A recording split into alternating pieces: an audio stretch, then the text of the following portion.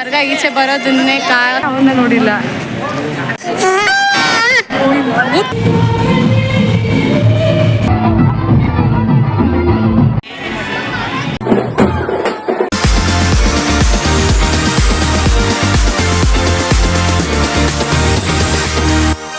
Hi guys, ಜಾತ್ರೆಗಳ ಜೊತೆ ಜಾತ್ರೆಗೆ ಅನ್ನೋ ವ್ಲಾಗ್ಗೆ ಸ್ವಾಗತ. ನಾನು ಹೇಳ್ತಾ ಇರೋ ಜಾತ್ರೆ ಬೇರೆ ಯಾವುದೂ ಅಲ್ಲ ಗೈಸ್, ಚುಂಚಕಟ್ಟದಲ್ಲಿ ಚುಂಚಕಟ್ಟ ಕರ್ಗ ನಡೀತಾ ಇದೆ. ಊರುಗಳಲ್ಲೆಲ್ಲ ಊರಬ್ಬನ ಹೆಂಗೆ ಮಾಡ್ತಾರೋ ಅದಕ್ಕಿಂತ ಒಂದು ಲೆವೆಲ್ ಹೆಚ್ಚಾಗಿ ಇನ್ನು ಸ್ವಲ್ಪ ಗ್ರ್ಯಾಂಡಾಗಿ ನಾವು ನಮ್ಮ ಒಂದು ಕರ್ಗನ ಸೆಲೆಬ್ರೇಟ್ ಮಾಡ್ತೀವಿ. ವಿಡಿಯೋ ಫುಲ್ಲು ಕಂಪ್ಲೀಟಾಗಿ ನೋಡಿ ನಿಮಗೆ ಗೊತ್ತಾಗುತ್ತೆ. ಈಗ ಆ್ಯಕ್ಚುಲಾಗಿ ಚುಂಚಕಟ್ಟದ ಒಳಗಡೆ ಕಾಲು ಇಡ್ತಾ ಇದ್ದೀವಿ ಗೈಸ್. ನಮ್ಮ ಜೊತೆಗೆ ನೀವು ಕೂಡ ಈ ಜಾತ್ರೆನ ವಿಡಿಯೋ ನೋಡಿಕೊಂಡೇ ಎಂಜಾಯ್ ಮಾಡಿ.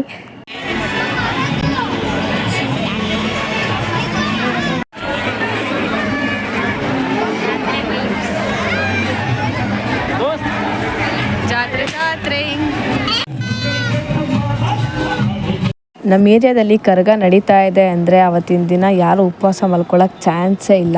ಯಾಕಂದರೆ ಬೀದಿಲೂ ಒಂದೊಂದು ರಸ್ತೆಲೂ ಪ್ರಸಾದ ಕೊಡ್ತಾಯಿದ್ರು. ನಾವು ಪ್ರಸಾದ ಆಮೇಲೆ ತೊಗೊಳ್ಳೋಣ, ಫಸ್ಟ್ ದೇವ್ರನ್ನ ನೋಡ್ಕೊಂಡು ಬರೋಣ ಅಂತ ಬಂದರೆ ದೇವಸ್ಥಾನದ ಮುಂದೆ ನಿಂತ್ಕೊತಾ ಇದ್ದೀವಿ. ಫುಲ್ಲು ರಶ್ ಅಂದರೆ ರಶ್ಶು ಗೈಸ್. ದೇವಸ್ಥಾನದ ಒಳಗಡೆ ಹೋಗಿಲ್ಲ ಅಂದರೂ ಪರವಾಗಿಲ್ಲ, ದೇವರ ಆಶೀರ್ವಾದ ನಮ್ಮ ಮೇಲೆ ಯಾವಾಗಲೂ ಇರುತ್ತೆ ಅಂತೇಳಿ ಈಚೆಗಡೆನೆ ಕೈ ಮುಕ್ಕೊಂಡು ತೇರ್ ಹತ್ರ ಹೋದ್ವಿ. ದೇವರು ಕೈ ಮುಗ್ದಾಗಿದ ತಕ್ಷಣ ತುಂಬ ಲೇಟ್ ಮಾಡೋದು ಬೇಡ ಅಂತೇಳಿ ಆರ್ಕೆಸ್ಟ್ರಾನ ನೋಡೋಣ ಅಂತ ಬಂದ್ವಿ.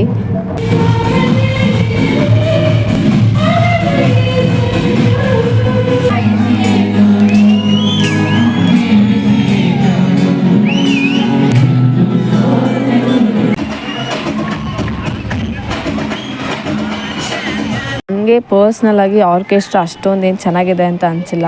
ಬೇರೆ ಇಯರ್ನ ಕಂಪೇರ್ ಮಾಡಿದ್ರೆ ಈ ಇಯರ್ ಆರ್ಕೆಸ್ಟ್ರಾ ಲೈಕ್ ಏನೋ ಓಕೆ ಅನ್ನೋ ಥರ ಇತ್ತು. ಈ ಬೋರಿಂಗ್ ಈವೆಂಟಲ್ಲಿ ನಾನ್ ಸ್ಟಾಪ್ ಎಂಟರ್ಟೈನ್ಮೆಂಟ್ ಕೊಟ್ಟಿರುವಂತಹ ಒಬ್ಬ ಕುಡ್ಕಿನ ನೋಡಿ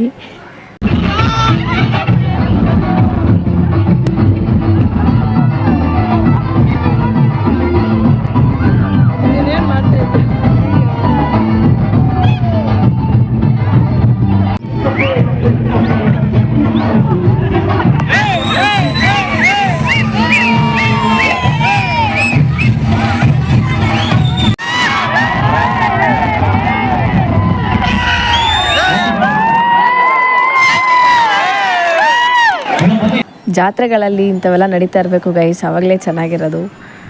ಅಂತೂ ಇಂತೂ ಆರ್ಕೆಸ್ಟ್ರಾ ಅಂತೂ ಮುಗೀತು. ಸುಮ್ಮನೆ ಹಾಗೆ ಜಾತ್ರೆಯಲ್ಲಿ ಏನಾದ್ರು ಶಾಪಿಂಗ್ ಮಾಡೋಣ ಅಂತೇಳಿ ನಾನು, ನನ್ನ ಫ್ರೆಂಡ್, ನನ್ನ ಕಸಿನ್, ನನ್ನ ಸಿಸ್ಟರ್ ಎಲ್ಲರೂ ಹೋದ್ವಿ.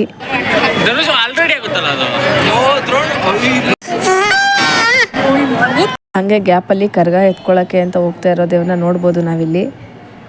ಸುಮ್ಮನೆ ಅಲ್ದು ಕಾಲೆಲ್ಲ ನೋವು ಬಂತು ಗೈಸ್. ಟು ಬಿ ಫ್ರ್ಯಾಂಕ್ ಏನೂ ತೊಗೊಂಡಿಲ್ಲ ನಾವು, ಪಿ ಮಾತ್ರ ತೊಗೊಂಡ್ವಿ. ಅದು ಒಂಥರ ಕ್ರೇಜಿಯಾಗಿತ್ತು ಅಂತೇಳಿ. ಇನ್ನೇನು ಕರ್ಗ ಎತ್ಕೊಳ್ಳೋ ಟೈಮ್ ಆಯ್ತಲ್ಲ ಅಂತೇಳಿ ದೇವಸ್ಥಾನದ ಮುಂದೆ ಬಂದರೆ ನಿಲ್ಲಕ್ಕೂ ಜಾಗ ಇಲ್ಲ, ಅಷ್ಟು ಜನ. ನೀವು ಈ ವಿಡಿಯೋದಲ್ಲಿ ನೋಡ್ತಾ ಇದ್ದೀರಾ ಎಷ್ಟು ಮಟ್ಟಿಗೆ ಜನ ನಿಂತ್ಕೊಂಡಿದ್ದಾರೆ ಅಂತ. ಚುಂಚಕಟ್ಟದಲ್ಲಿರೋರು ಮಾತ್ರ ಅಲ್ಲ ಗೈಸ್, ಬೇರೆ ಬೇರೆ ಏರಿಯಾಗಳಿಂದ, ಬೇರೆ ಬೇರೆ ಊರುಗಳಿಂದ, ಬೇರೆ ಬೇರೆ ಹಳ್ಳಿಗಳಿಂದ ಎಲ್ಲ ಬಂದಿದ್ದಾರೆ. 11:15 ಆದ್ರೂ ಕರ್ಗನ ಎತ್ಕೊಂಡು ಈಚೆಗೆ ಬಂದಿರಲ್ಲ ಗೈಸ್. ಆ ಕ್ಯೂರಿಯಾಸಿಟಿ ಮಾತ್ರ ನಮ್ಮಲ್ಲಿ ಇನ್ನೂ ಹೆಚ್ಚಾಗ್ತಾಯಿತ್ತು. ಬಿಟ್ಟರೆ ಹೋಗೋಣ ಸಾಕು ಅನ್ನೋ ಥರ ಇರಲಿಲ್ಲ. ಫೈನಲಿ 12 ಗಂಟೆ 2 ನಿಮಿಷಕ್ಕೆ ಕರ್ಗನ ಎತ್ಕೊಂಡು ಈಚೆ ಬಂದರು. ಆ ಕ್ರೇಜು, ಆ ಸೌಂಡು, ಇದನ್ನೆಲ್ಲ ನಾನು ಎಷ್ಟೇ ಹೇಳಿದ್ರು ನೀವಲ್ಲಿ ಡೈರೆಕ್ಟಾಗಿ ಬಂದು ಎಕ್ಸ್ಪೀರಿಯೆನ್ಸ್ ಮಾಡಿದಾಗ ಆ ಫೀಲೇ ಬೇರೆ ಥರ ಇರುತ್ತೆ. ಪ್ರತಿ ಒಂದೊಂದು ರೋಡಲ್ಲೂ ಹೂವದಲ್ಲಿ ಡೆಕೋರೇಟ್ ಮಾಡಿ ದೇವ್ರು ಬರೋದನ್ನೇ ಕಾಯ್ತಾಯಿದ್ರು. ನಮ್ಮ ರೋಡಲ್ಲೂ ಸಹ ನಾವು ಸ್ವಲ್ಪ ಗ್ರ್ಯಾಂಡಾಗಿ ಡೆಕೋರೇಟ್ ಮಾಡಿ ಪಲ್ಲಕ್ಕಿನೆಲ್ಲ ರೆಡಿ ಮಾಡಿದ್ವಿ. ಫುಲ್ಲು ಯಾವ ಥರ ಡೆಕೋರೇಟ್ ಮಾಡಿದ್ವಿ ಅನ್ನೋದೆಲ್ಲ ನಿಮಗೆ ವಿಡಿಯೋ ನೋಡ್ತಾ ಇದ್ದಂಗೆ ಗೊತ್ತಾಗುತ್ತೆ. ನಮ್ಮನೆ ಹತ್ರ ನಾವು ಹೂವದಲ್ಲಿ ತ್ರಿಶೂಲನ್ನು ಡೆಕೋರೇಟ್ ಮಾಡಿದ್ವಿ. ವಿಡಿಯೋದಲ್ಲಿ ನಿಮಗೆ ಕಾಣಿಸ್ತಾ ಇರುತ್ತೆ. ಫೈನಲಿ ಹೆಂಗೋ ನಮ್ಮನೆ ಹತ್ರನೂ ಬಂತು ಕರ್ಗ.